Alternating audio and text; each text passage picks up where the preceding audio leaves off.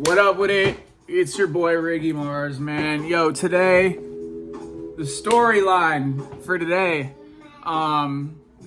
Thank you to everyone that's commented, liked, subscribed, and commented that they want more Ryan stories. So, you know, while I'm here visiting the kids, say what up.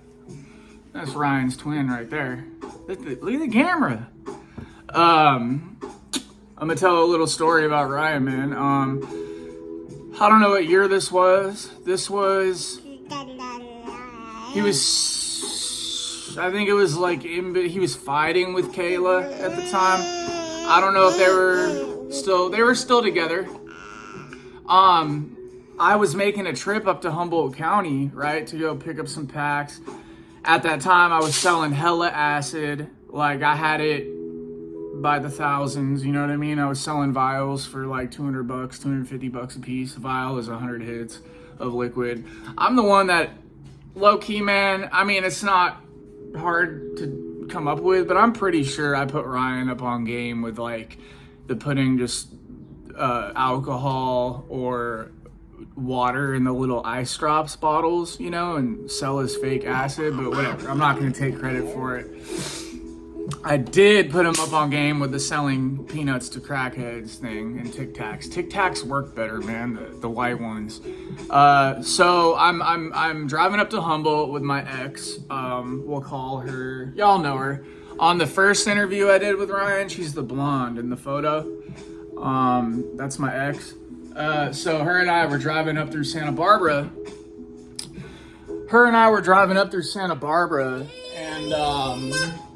And fucking kids, man. We were driving up to Santa Barbara or through Santa Barbara, and I was like, shit, we might as well hit up Ryan and stop by and say what up, right? And Ryan was like buying a lot of acid off me at the time.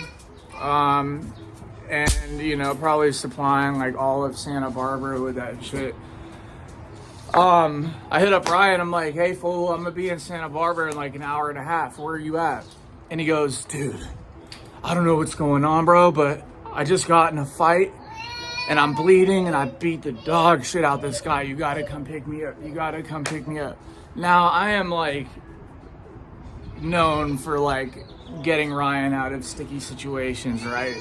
So I tell Alex hasn't even met Ryan yet. And I'm like, shit, I just gave up her name. I tell Alex, I'm like, yo, we're gonna go meet up with Ryan. So Ryan has us meet him in this like cutty ass alley, right? I pull up in the alley. Ryan's covered in blood. He like lost his shirt. He's wearing like, I'm pretty sure he's rocking those same like Jaws shorts. You feel me? Like, it's just looking bummy as fuck. And I pop the trunk open of my car because he's like, dude, the cops are looking for some guy that beat up this dude at the bar. And I drive up to him. I pop the trunk. He hops in my trunk, he closes it from the inside, and we drive to Ryan's house. And I hear him banging, like I pull over and park, and he's banging like, let me out. Ryan's on like 10 hits of acid, right? Like this fool was dosed out. He's so bad when he drinks, dude. God. He went to this bar apparently off like State Street, which is like the really fancy kind of strip of Santa Barbara where all the stores and restaurants are and shit, and beat up some jock. So Ryan's banging on the trunk, let me out. I pop the trunk, park the car, pop the trunk. I'm like, what happened, bro? He gives me a hug. He's like, I'm so glad you're here. You know, I get some hepatitis C like on my chest from his face, you know what I mean, the blood. And he's like, yeah, dude, this dude is just talking shit, dude, and I fucking broke his nose. I was like, bro, you can't. I'm like, you can't, dude, this is like, he was still on felony parole at this time. And so I asked Ryan, I'm like, yo, man, like, is it cool if Alex and I sleep over? And this was like at his parents' crib, right? And he's like, yeah, of course. But you gotta sleep on the floor. I'm like, that's cool. I'm like, yo, babe, he said it's cool, we just gotta sleep on the floor. And he goes, nah, like, she can sleep in the bed with me, but you gotta sleep on the floor, bro. I'm like, what? Like, you're gonna, like, my girl can sleep in the bed with you, but you're making me sleep on the floor? Like, that's kind of fucked up. Like, okay, whatever. So, right? Hey, man, I love YouTube stories, bro. What's up, man? That dude just laughed. You can't make this shit up. So, Ryan, they're not, like, cuddling and shit, you know what I mean? That would have been like the one and only time Ryan and I would actually get down. I don't know who would win, to be honest. Probably him. So Alex and Ryan are laying in the bed, and I'm on the floor, and we dosed at this point, so like we're not gonna sleep. And I see Ryan's mom, and she's like, "Oh, hi Steve, how are you?" You know, da da da da, just like kind of shaking her head, like, God, like what are they up to in there, you know? And Ryan had some coke. And he's doing lines like in his closet. Like, I'm like, "What's up, fool? Share that shit." You know what I mean? And he shares the coke. And like, I'm just like melting into the carpet, like petting his dog. Rest in peace to that yellow lab. I always forget his name. And Ryan keeps hopping up doing lines. And then like, he's like, "I'll be right back." And he leaves the room and he's gone for like 2 hours. And he finally comes back in. So in that time, like I smashed, you know, fucked my girlfriend in Ryan's bed. Where I'm sure a lot of shit's gone down. And Ryan comes back in and he has all these all these cans of tuna fish, right? And a can opener. No, just a regular knife, like a switchblade, you know? And he's like taking the cans and popping open the switchblade with the switchblade, like opening the can and just slurping tuna fish, right? Like out of these cans. And I'm like, I remember like, cause I don't, like I used to sniff droplets of the acid out the dropper. That's how Ryan and I did it. I'd put it in my eyes. I would, you know, whatever which way, you know, it's just sinks right through your skin. So Ryan's slurping on these tuna fish cans, man, and he's like, "All right, guys, it's time to go." I'm like, "What?" I'm like, "Bro, it's like 3 a.m. Like, what do you mean it's time to go? You said we could sleep over. Like, we were gonna wake up at like 9 a.m. and drive the other like 10 hours to Arcata, to Humboldt County, you know?" I'm like, "What's up, man?" So Ryan, like, he's like, "Dude, like, you guys just gotta go. I got a job interview." I'm like, "A job interview? Like, what the fuck are you talking about, bro? You're an author and a drug dealer. Like, what do you mean, you know? Job interview."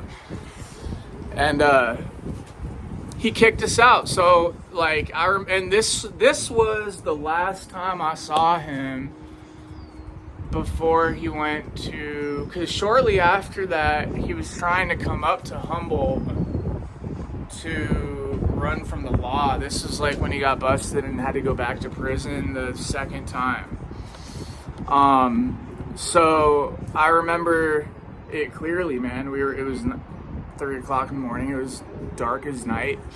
And we're out front, like I start my car and we're smoking a cigarette, and Ryan had like just got out the shower. He like parted his hair. This fool was capping the whole time, dude. He didn't have a fucking job interview. He told me he had a job interview at Walmart, dude, stacking shelves. Do you really think Ryan Leone would, like, I mean, come on, man. You know what I mean? So I don't know what it was. I don't know if like Kayla was coming over or something, because Kayla didn't really like me very much.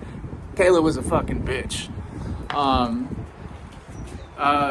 And that was the last time I saw him, other than him hitting me up when I'm literally in this field of green up in the mountains. Like, my boy had like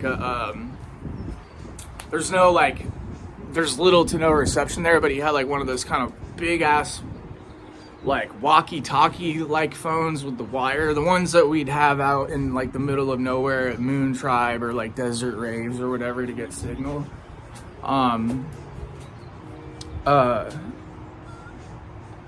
So he called me to he was gonna come up to Humboldt and like run from this case, and I was gonna house him, you know what I mean? Of course I'd do that for my friends, house a fugitive, you feel me?